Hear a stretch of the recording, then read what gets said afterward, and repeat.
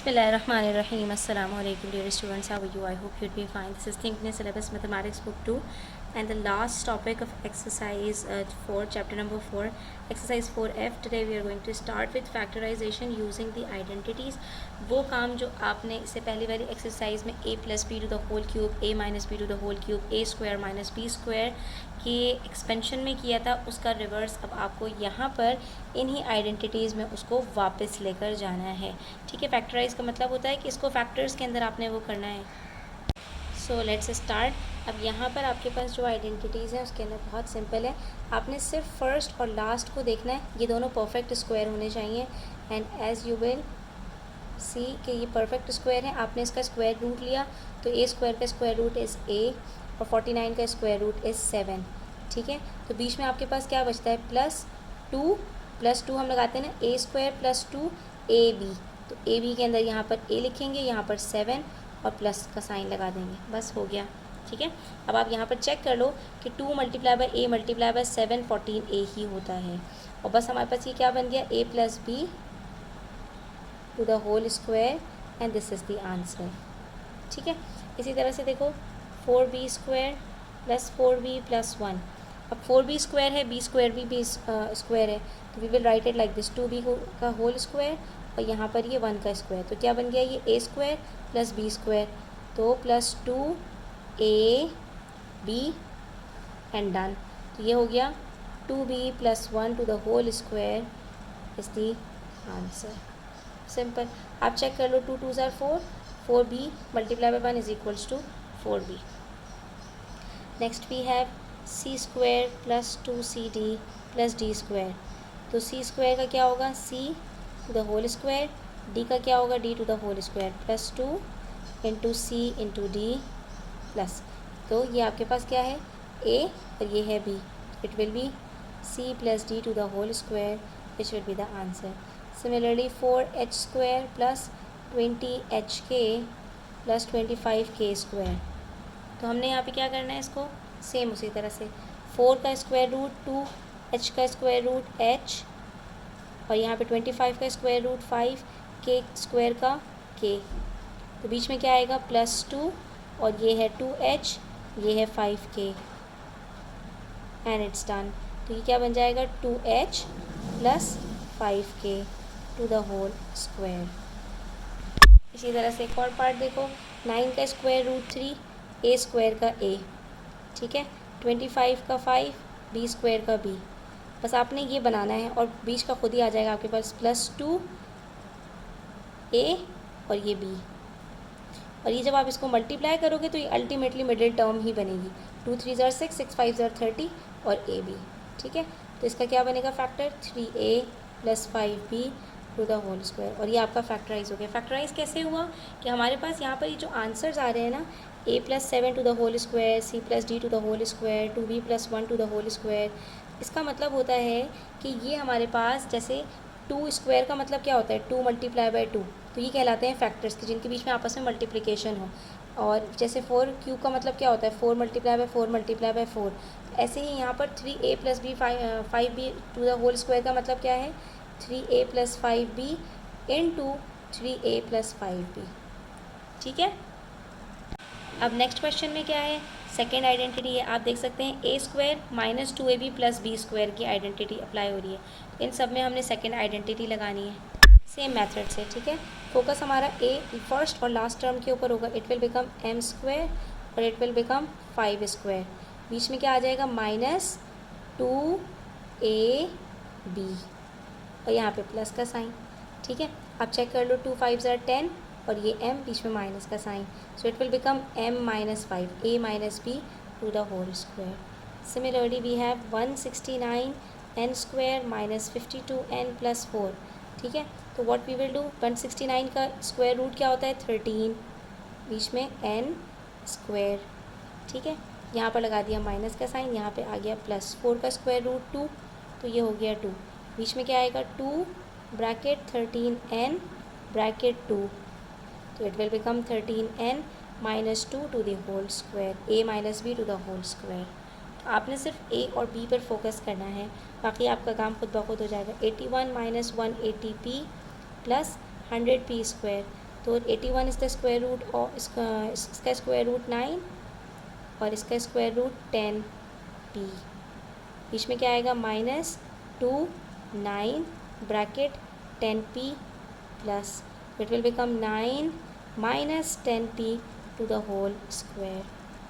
ठीक है, इसी तरह से नेक्स्ट है हमारे पास 49q square minus 42qr plus 9r square. 49 का स्क्वायर रूट होता है 7q और यहाँ पे 9 का स्क्वायर रूट होगा 3r। ये क्या हो जाएगा -2 7q 3r प्लस तो 7q minus 3r to the whole square and that's all. अब क्वेश्चन नंबर 3 के अंदर हमारे पास a minus b a plus B to the whole square की आइडेंटिटी अप्लाई नहीं हो सकती क्योंकि सिर्फ 2 टर्म्स हैं, लेकिन हमें नज़र आ रहा है कि ये भी स्क्वायर है, ये भी स्क्वायर है, बीच में माइनस का साइन है। तो क्या याद आता है a square minus b square. तो इसको फैक्टराइज करेंगे तो पहले ब्रैकेट में आएगा a प्लस बी, दूसरे में आएगा a minus b. That's all. तो करना आपने यहाँ पर भी सेम काम है, इसके स्क्वायर रूट्स ढूंढने। a का स्क्वायर माइनस b का स्क्वायर। 144 का स्क्वायर रूट क्या होता है 12 12 12 जार 144।